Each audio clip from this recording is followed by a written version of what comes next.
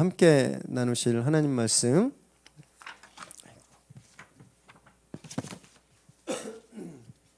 디모데후서 4장 2절 말씀 그리고 로마서 5장 8절 말씀인데 우리가 한 목소리로 함께 읽습니다. 시작. 너는 말씀을 전파하라. 때를 얻든지 못 얻든지 항상 힘쓰라.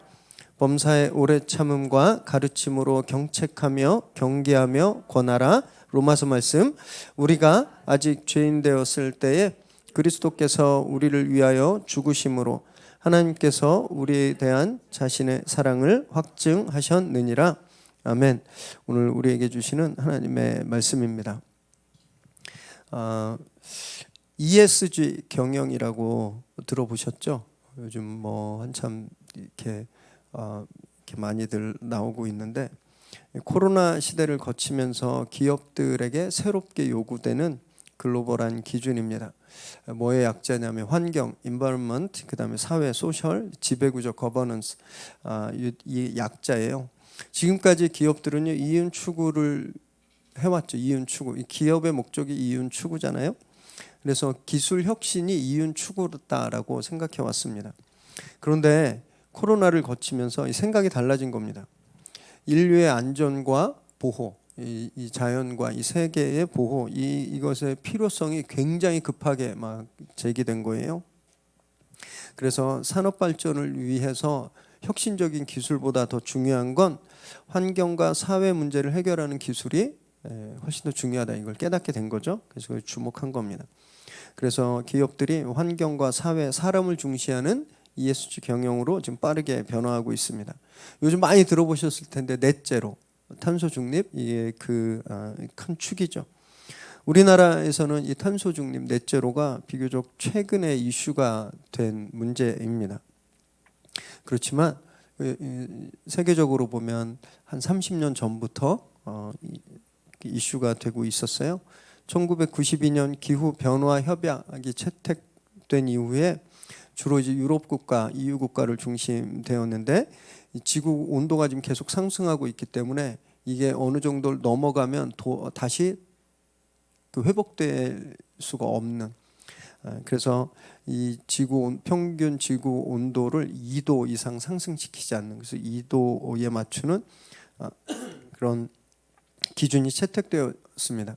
그런데 그래도 나아지지 않자 2015년에 파리 협정에서는 그보다 더 낮은 1.5도를 제한하게 되죠.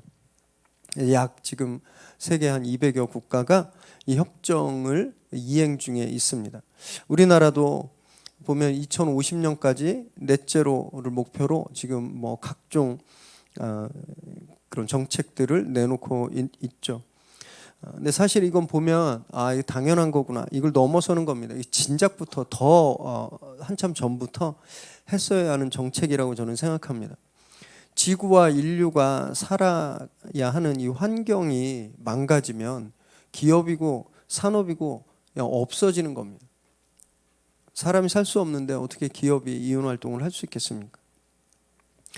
한참 늦은 감이 있지만 기업들이 이제 그 위기감을 느낀 거예요. 그래서 나선 겁니다. 자기들이 전면에. 그래서 이익 창출하는 것을 넘어서 사회적으로 긍정적인 가치를 만들어내고 그것을 실천하기 위해서 이제 글로벌 스탠다드로 제시한 것이 ESG 경영인 거죠.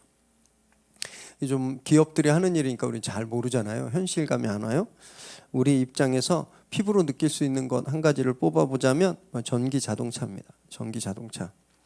우리 정부에서도 우리 세계 많은 나라들이 그렇지만 우리나라에서는 작년에는요 한 대당 최대 1,900만 원의 지원금까지 제공했었어요. 그리고 2030년까지 전기차, 수소차를 포함해서 친환경차 785만 대를 보급하겠다 이렇게 말합니다. 그리고 그에 따른 충전 인프라 50만 기를 구축하겠다 이렇게 누리집에 이야기하고 있습니다. 뭐 잘 될지는 잘 모르겠지만 그런 계획을 가지고 있어요. 그래서 그런지 요즘 분위기가 이렇게 가고 있어서 그런지 정말 많은 분들이 비용을 좀 더 지불하고라도 전기차를 이렇게 구매하는 추세죠. 그리고 뭐 독일 3사도 이제 내연 기관, 그러니까 지금 우리가 차는 개솔린이나 경유 차량을 더 이상 이제 생산하지 않겠다 이렇게 선언하고, 그래서 빨리 전기차나 친환경차로 지금 그런 그 생산 구조 자체를 바꾸고 있습니다. 너무 훌륭한 것 같아요. 저도 다음 차는 전기차로 타야겠다 이렇게 마음을 먹고 있습니다. 좀 정말 좋은 미래가 좀 그려지시겠죠. 탄소 배출도 줄어들고 지구 온난화도 이렇게 좀 막고, 막 풀이 막 더 푸르게 막 이렇게 되면서 공기도 맑고, 오늘 미세먼지 최악, 이게 아까 앱 열었더니 해골 바가지 같다 있던데, 이런 날씨가, 이런 환경이 안 오면 얼마나 좋겠습니까? 게다가 막 우리가 이 전기차를 구매하고 막 이런 걸 타면 왠지 내가 이 환경에, 이 세계에 좋은 일을 한다라는 그런 자긍심도 가지게 되는 거죠. 근데 진짜 우리가 자랑스러워해도 될까? 이 제 질문입니다. 진짜 우리가 친환경 제품들을 구매하고 그것을 쓰는 것이 진짜 우리가 굉장히 자긍심을 느끼고 떳떳하고 하나님 앞에서 자랑해도 될 만한 일인가? 한번 좀 생각해 보기를 바라는데요. 제가 영상 클립을 좀 하나 가지고 왔습니다. 12월 18일, 약 한 달도 안 됐는데, 그때 KBS의 세계는 지금이라는 프로그램에서 친환경 전기차의 두 얼굴이라는 제목으로 올라온 클립이에요. 제가 좀 자르려다가 그냥 좀 다 보여드리는 게 좋을 것 같아서 한 4분 정도 됩니다. 좀 길지만 저희가 먼저 이 영상을 좀 한번 보겠습니다.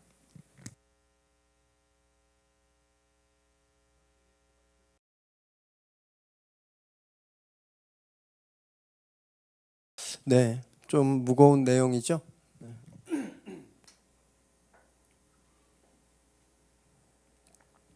유럽과 아메리카 대륙 그리고 아시아의 선진국들이 넷제로를 외치고 막 친환경 제품들을 앞다투어 쏟아내고, 자동차 메이커들이 막 홍보하면서 전기차를 정부 지원금을 받아가면서 판매할 때, 그리고 우리들이 그걸 구매하면서 내가 이 세계에 좀 환경을 위해서, 이 자연을 위해서 나도 일조하고 있구나, 이렇게 뿌듯함을 느낄 때 콩고는 초토화되고 있는 겁니다. 하루 일당이 4불, 우리 돈으로 5,000원이 안 되는 최악의 노동 착취, 그리고 보셨다시피 막 사람과 자연을 병들게 하는 환경 파괴가 자행되고 있는 거예요.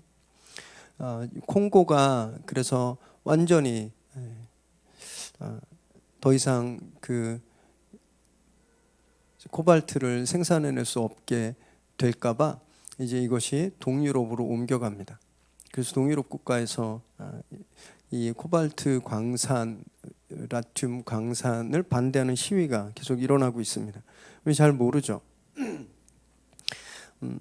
이런 상황에서 이 친환경 정책들이 진짜 정의롭고 선하다라고 말할 수 있을까요? 지금 밖에 잘 다니고 있는 전기차 한 대 한 대마다 콩고 사람들의 인권과 목숨에 대한 그들의 그것을 갉아먹은 죄가 다 한 조각씩 붙어 있는 겁니다. 소비자들은 완제품만 보기 때문에 그걸 몰라요. 모른다고 다 괜찮은 건가요?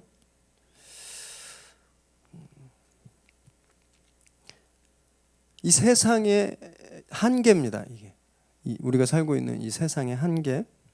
내가 양심적으로 살고 환경을 보호한다고 자긍심으로 느낄 때 그 값으로 누군가의 인권과 환경이 파괴되고 있다는 거죠. 이건 절대 선한 것이 아닙니다. 몰랐어요. 모른다고 결코 그 책임에서 자유로울 수가 없는 거죠. 시스템 자체가 죄면요, 그 안에서 아무도 그 죄에서 벗어날 수 없는 겁니다. 오늘 저희가 친절한 전도 시리즈 두 번째 시간이죠. 와, 이게 전도하고 무슨 상관이 있나 굉장히 궁금하실 텐데요.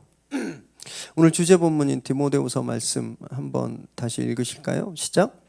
너는 말씀을 전파하라. 때를 얻든지 못 얻든지 항상 힘쓰라. 범사에 오래 참음과 가르침으로 경책하며 경계하며 권하라. 지난주 첫 번째를 시작하면서 전도는 반드시 준비가 필요하다라는 것을 저희가 함께 나누었습니다. 여행을 가도 몇 달을 준비하는데, 영혼을 구하려고 하는데 아무 준비가 없는 건 어불성설입니다. 넌센스입니다. 그래서 우리가 무엇을 준비해야 되는지 함께 살펴보았죠. 예수 그리스도라고 말씀드렸습니다. 그래서 예수님에 대해서 전하려면 예수님에 대해서 알아야 되잖아요. 그분에 대해서 배워야 되는 겁니다. 이것이 우리의 콘텐츠다라고 말씀드렸어요. 그리고 나서 디모데후서는요, 이제 가르침에 대해서 말하고 있습니다. 가르침에 대해서. 무엇을 가르치라고 말씀하는 걸까요? 교회 다니는 법, 헌금하는 법, 예배 드리는 법, 축복받는 법. 디모데후서가 말하고 있는 가르침은요, 사람들이 모르고 있는 것을 가르치라는 거예요. 생각하지도 못했던 거, 아니면 알고도 거부하고 있는 것, 그것을 가르치라는 말씀인데 죄입니다. 죄. 방금 이 영상에서 보셨듯이 전기차를 타는 분들은 진짜 몰랐을 겁니다. 이런 과정을 거쳐서 만들어진 배터리로 돌아가는 차라는 걸 잘 모르셨을 거예요. 차를 판매하는 회사들이 아무도 얘기하지 않죠.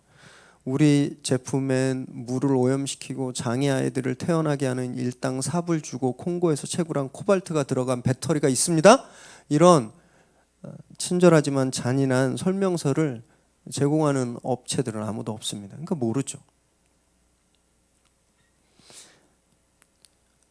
그래서 가르쳐야 되는 겁니다.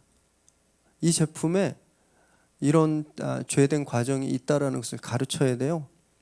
유튜브로 막 공유하고 페북 인스타에 올리고 알리고 가르쳐야 됩니다. 이 영상이 우리나라에서 제일 큰 공영방송에서 만든 영상인데 지금 처음 보셨죠? 네. 그래서 막 알려야 돼요. 이런 것들을. 그래야 기업들이 변합니다. 그런다고 변할까요? 이렇게 생각하시겠지만 실제 그런 일이 일어났고 지금도 진행 중에 있습니다. 초콜릿의 주 원료가 카카오 열매잖아요. 카카오톡에서 만드는 거 아닙니다. 카카오 열매 70%가 서아프리카에서 생산됩니다. 그런데 이 초콜릿에서 하여튼 뭐 단순화시켜서 초콜릿 가격에서 현지 농장에 돌아가는 이윤이 초콜릿 가격의 5% 미만입니다. 굉장히 적잖아요. 이 농장주들이 어떻겠습니까? 이윤을 더 늘리기 위해서 임금을 줄여야 되겠죠. 그래서 어린아이들과 여성들을 납치하고 인신매매해서 노예로 부렸습니다. 곧 있으면 이제 한 달 정도 있으면 발렌타인데이잖아요. 수많은 커플들이 초콜릿을 주며 사랑을 속삭일 때 농장에선 그 초콜릿을 위해서 어린아이들이 팔리고 죽어간 거예요. 1990년대 들어오면서 사람들이 그것을 알게 됩니다. 그리고 그것을 알리기 시작했죠. 그래서 그 노력의 대가로 공정무역 초콜릿을 생산하는 회사들이 생겨나기 시작했습니다. 그리고 이들이 지금 시장을 바꿔나가고 있어요. 커피도 마찬가지입니다. 공정무역 많이 들어보셨죠? 가르치니까 변하는 거예요. 알리니까 변하는 겁니다. 그래서 우리도 가르쳐야 되는데 무엇을 가르쳐야 되는가?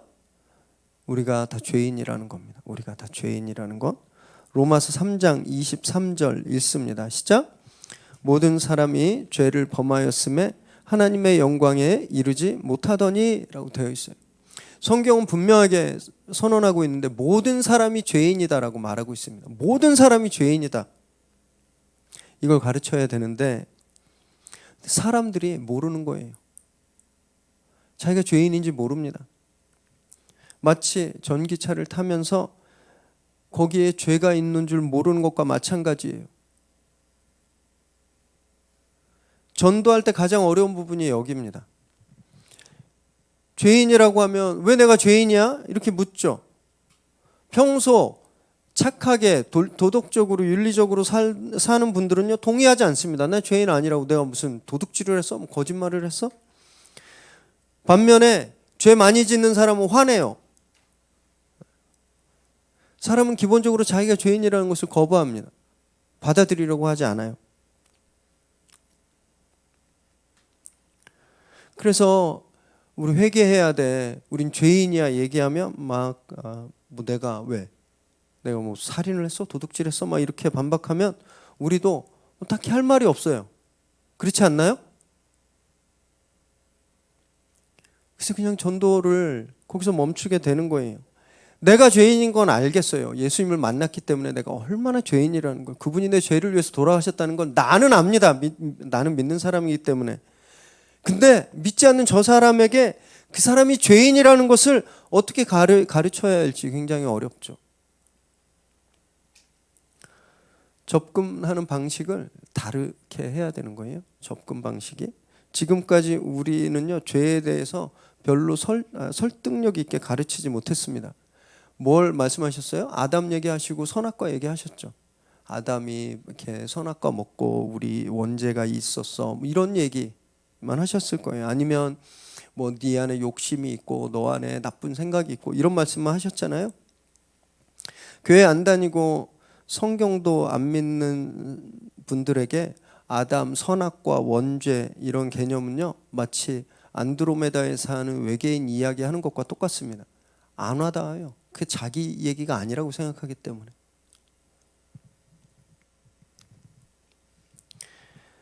교회 다니고 있는 분들도 마찬가지예요. 정말 많은 분들이 죄를 악행 정도로만 생각하십니다. 나쁜 행동 정도로만 생각하세요. 그래서 우리 회개에 기도하면 다 그러시잖아요. 하나님, 제가 어제 누구 미워했습니다. 하나님, 제가 어제 거짓말했습니다. 내가 저지른 행동만 회개하는 겁니다. 이건 뭘 말하느냐면 죄는 내가 저지르는 것만 죄라고 생각하는 거예요. 내 안에서 시작하는 것만 죄라고 생각하는 겁니다. 내가 하는 것만 죄라고 생각해요. 그런데요, 내가 저지르지 않아도 나를 그냥 죄인 되게 하는 밖에서 오는 죄가 있습니다. 이걸 구조적인 죄라 그래요. 전기차를 타는 사람이 콩고에 있는 사람을 단 한 명도 피해를 입힌 적이 없어요. 그 사람들을 착취한 적도 없어요. 하지만 구조적으로 보면 그 베네핏을 얻고 있기 때문에 죄에서 자유롭지 못한 거죠. 이런 죄가 있다라는 겁니다.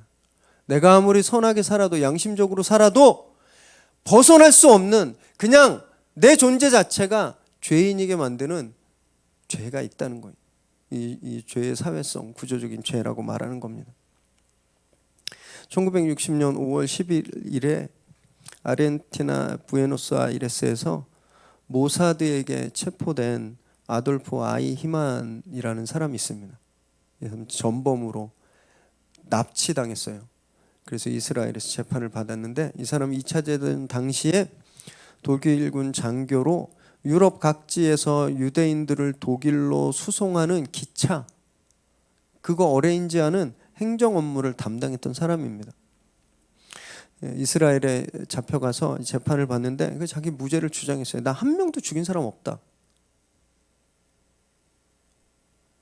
나는 그냥 공무원이었을 뿐이다.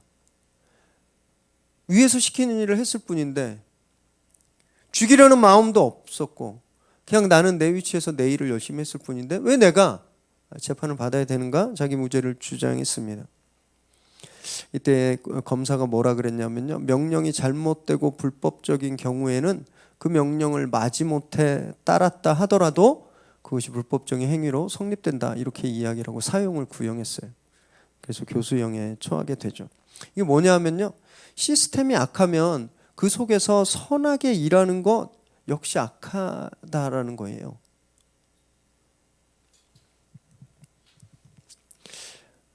그래서 우리가 믿지 않는 분들에게 죄에 대해서, 당신이 죄인이다, 우리 모두 죄인이다, 이것을 설득하기 위해선, 이걸 가르치기 위해선 너 얼마나 나쁜 사람인지 생각해봐, 네가 얼마나 나쁜 생각을 하는지 생각해봐, 이렇게 하는 건 별로 효과적이지 않습니다. 사회 구조적인 차원에서 우리가 어쩔 수 없는 죄의 시스템이 있다라는 것, 여기서부터 접근해 가는 것이 훨씬 효과적이에요. 4분짜리 클립 한번 딱 보시면서 아, 이거 문제가 심각하구나 느끼셨잖아요. 이런 과정들이 필요하다라는 겁니다.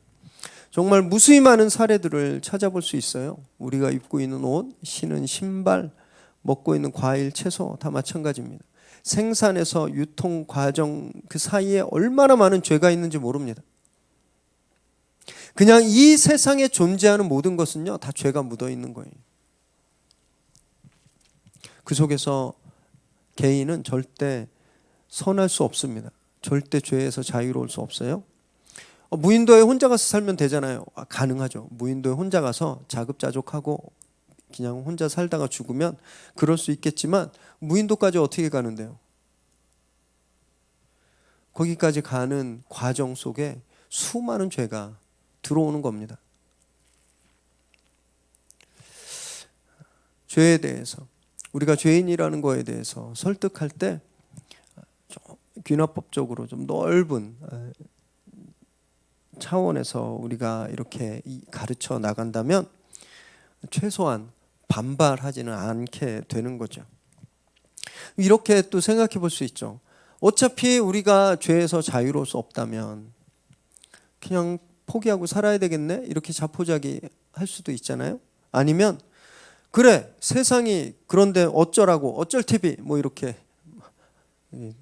잘 모르시네요. 요즘 어쩔 TV 이거 되게 유명한 말인데 이렇게 자기가 그냥 뭐 죄 가운데 사는 걸 막 합리화하고 반발할 수도 있겠죠.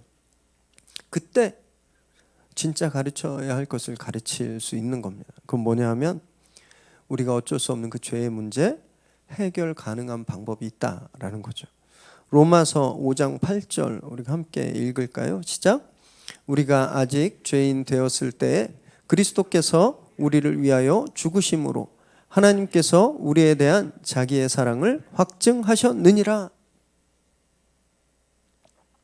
촘촘히 짜여진 이 죄의 그물에 정말 걸린 물고기처럼 옴짝달싹 못할 때 예수님께서 그 죄의 문제를 해결하려고 오셨다라는 것을 이제 가르쳐야 되는 겁니다. 근데 이때도 너무 급하게 막 원죄, 개인이 저지르는 죄, 막 이게 해결됐다고 이렇게 갑자기 점프하면 당황해요. 제가 이 전도 시리즈를 하면서 한 가지 좀 걱정이 들었던 게 패러다임을 바꾸는 것이고 접근 방법을 다 이렇게 하는 거기 때문에 기존에 우리가 익숙했던 것과 다른 방법들, 다른 이야기를 제가 설교 시간에 하게 될 텐데 이게 악마의 편집이 돼서 김영정 목사 뭐 천국이 없다 그랬다 뭐 이렇게 막 악마의 편집이 될까 봐 좀 걱정스럽긴 하지만 오해하지 않으면 좋겠습니다. 우리는 지금요 믿는 사람 입장에서 이야기하는 게 아니에요. 그러면 전도가 필요 없죠. 다 믿는데 전도가 뭐 필요 있겠습니까? 믿지 않는 사람들의 입장이 되어서 그 사람들의 수준에서 생각해야 되는 겁니다. 이 나쁜 의도가 아니지만 굳이 비유해 보자면 기술적인 면에서 낚시하고 굉장히 비슷하거든요. 이 낚싯대를 느려뜨렸을 때 입질이 옵니다. 이 물고기가 와서 그 먹이를 이렇게 툭툭 칠 때 확 잡아채면 어떻게 되는지 아세요? 절대 고기 못 낚습니다. 물고기가 올라서 도망가거나 살짝 물었을 때 확 당기면 그냥 바늘이 빠져요. 기다려야죠. 물고기 입장에서 다 드실 때까지 그리고 다 걸릴 때까지 그런 기다림, 그 템포에 물고기 템포에 맞춰야 낚시를 할 수 있는 거거든요. 거부감이 들지 않도록. 내 입장에선 당연하지만 저분 입장에서 당연하지 않거든요. 우리는 다 믿어요. 예수님 죽었다 살아나셨다. 너무 자연스럽고 막 그 얘기만 들어도 가슴 뛰고 은혜로운데 안 믿는 사람한테 그 얘기하면요 우리 이상하다고 봐요. 우린 지금 그 사람들을 전도해야 되는 겁니다. 그러면 그 사람들 입장에서 조심히 천천히 거부감 들지 않도록 놀라서 도망가지 않도록 그분 입장에서 이야기를 전개하고 가르쳐야 되는 거죠. 지금 그 말씀을 드리고 있는 거예요. 개인적인 죄는 상관없다는 말씀을 드리는 것이 아니라, 원죄가 없다라는 말씀을 드리는 것이 아니라, 죄에 대해서 깨닫지 못하고 있는 분들, 죄가 무언지 자기가 죄인이라고 느끼지 않는, 느끼더라도 자포자기하고 거부감 갖고 있는 그들에게 우리가 왜 죄인인지 그것을 최대한 설득해 보자라는 말씀이죠. 그러면 이 사회에 가득한 이 조직적인 죄의 문제를 예수님이 어떻게 해결하셨을까? 우리 거기에 대해서 또 설명해야 되잖아요. 그것이 하나님의 나라입니다. 하나님의 나라. 천국과 같은 말이지만 천국하면 우리 머릿속에 딱 떠오르는 개념이 있어요. 그래서 저는 가능한 하나님의 나라라고 말씀드리고 싶은데, 정말 특이하게요, 우리는 하나님의 나라를 반만 가르쳐 왔습니다. 반만. 죽어서 가는 나라라고 가르쳐 왔어요. 예수 믿고 죽어서 천당 가자, 천국 가자. 마태, 마가, 누가, 요한복음, 이 사복음서를 보면요, 죽어야만 가는 나라는 안 나옵니다. 예수님은 천국이 죽어야만 가는 나라라고 한 번도 말씀하지 않으셨어요. 물론 요한복음 14장 3절에 보면요, 주님이 이렇게 말씀을 하셨습니다. 내가 너희를 위해 가서 거처를 예비하겠다. 그리고 다시 와서 너희를 데리고 내가 있는 곳에 너희도 있게 하겠다 말씀하셨습니다. 이 말씀을 가지고 그러니까 우리가 죽어서 천국 가는 거지라고 생각하실 수 있는데, 이 말씀은요, 죽어야 간다라고 하시는 말씀이 아니에요. 이 땅에서 천국에서 사는처럼 사는 사람들을 주님께서 그때 데리고 가시겠다라는 말씀입니다. 이미 하나님의 나라는 예수님이 오시면서 이 땅에 임했어요. 예수님이 누구신가요? 하늘의 주인이십니다. 그 주인이 임하시면 그 주권이 임하는 거예요. 그 나라가 임한 겁니다. 죄에 가득한 세상에 죄가 없는 나라가 이미 임한 거예요. 그래서 한마디로 말씀드리면 하나님의 나라는 이미 왔습니다. 하지만 아직 완성되지 않은 거예요. 이미 왔는데 아직 완성되지 않은 겁니다. 이미 예수님께서 2000년 전에 오심으로 이 땅에, 하나님의 나라가 이 땅에 임했는데 아직 주님이 재림하지 않으셨기 때문에, 다시 오지 않으셨기 때문에 아직 완성되지는 않은 거예요. 그래서 우리는 그 나라가 완성될 때까지, 주님이 오셔서 그 나라가 완성될 때까지 하나님의 나라 백성으로 살아야 되는 거죠, 이 땅에서. 왜? 우리는 천국 시민이기 때문에.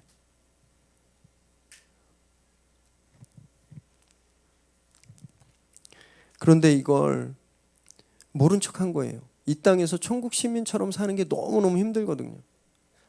그러니까 죽음 이후에 가는 나라에 대해서만 계속 이야기해왔던 거죠.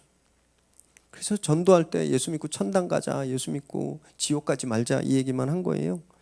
옛날에는 먹혔습니다. 왜? 천당이 너무 좋아 보였거든요. 근심 걱정 없고 눈물 없고 배 안 곪는 그 나라, 그 나라를 너무너무 가고 싶었어요. 근데 이제 세상이 확 바뀌어버렸습니다. 너무너무 살기 좋아졌어요.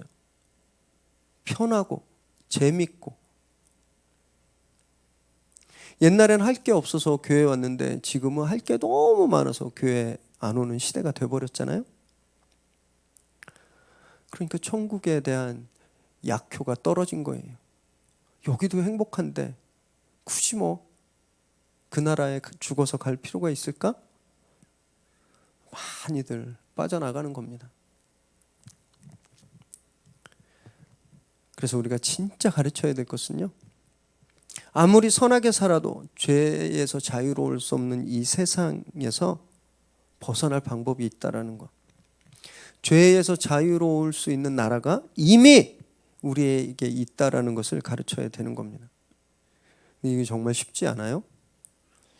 이걸 가르치기 위해서 우리가 세상과 다르게 살아야 됩니다. 우리 삶이 그래야 돼요. 그래야 효력이 있죠.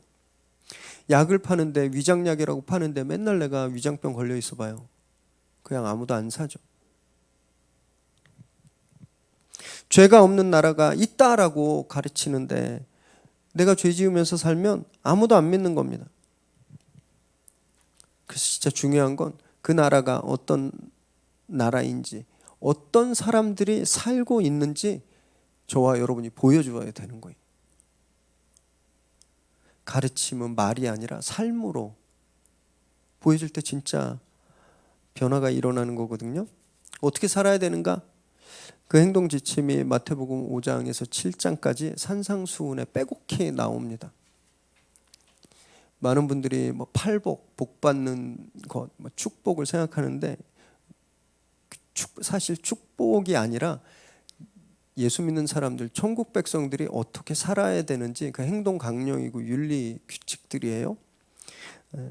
좀 궁금하신 분들은 교회 유튜브에 보시면 팔복 시리즈가 있는데 한번 좀 보시면 도움이 좀 되십니다. 그럼 이제 그런 나라에 어떻게 들어갈 수 있는가? 이미 오신 죄에서 자유로울 수 있는 하나님의 나라, 그 나라에 어떻게 입장할 수 있는가?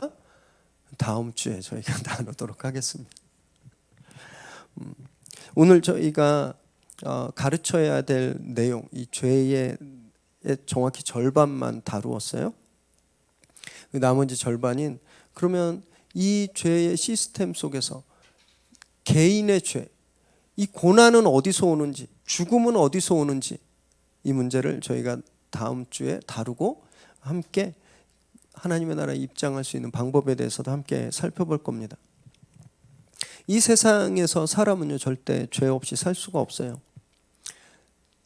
어떤 경우에는요 아이 희만처럼 열심히 살면 살수록 더 죄짓게 되는 그런 상황에 처하기도 합니다. 그런데 사람들은 나만 깨끗하면, 양심에 꺼리낌 없으면 나는 죄인이 아니다, 나는 깨끗하다라고 착각하고 있다라는 거예요. 우리는 그렇게 오해하고 있는 사람들한테 죄가 얼마나 거대한 건지, 얼마나 무서운 건지 가르쳐 주어야 하는 겁니다.